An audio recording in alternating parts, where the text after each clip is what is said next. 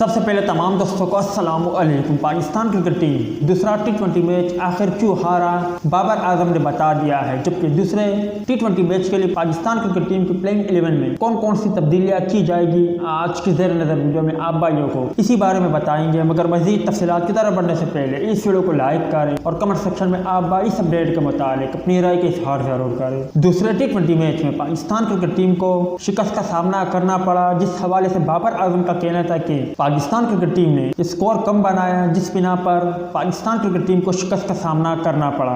बाबर आजम की बात करें तो पहले टी20 मैच में वो रन आउट हुए, जबकि दूसरे टी20 मैच में वो सिर्फ 5 रन बनाकर आउट हुए।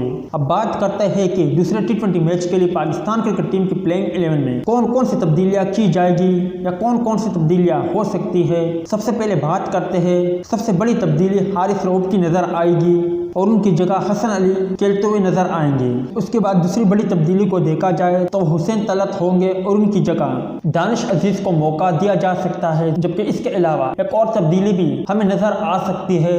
अगर बात करें कि वो कौन सी तब्दीली होगी, जी हाँ दोस्तों, खुशदिल शाह या फिर इफ्तिखार अहमद में से किसी एक को बिठाकर उनकी जगह आसिफ अली को मौका दिया जा सकता है, क्योंकि तीसरा और आखिरी टी20 मैच फाइनल मैच होगा। इसमें जो भी टीम कामयाबी हासिल करेगी टी20 सीरीज अपने नाम कर पाएगी। इसी बिना पर पाकिस्तान क्रिकेट टीम में 3 बड़ी तब्दीलियां वाज़ह तौर पर नजर आती है। उम्मीद है दोस्तों कि आज की वीडियो भी आपको पसंद आई होगी। मिलते हैं किसी नेक्स्ट वीडियो में, तब तक के लिए इजाजत दीजिए। अल्लाह हाफिज।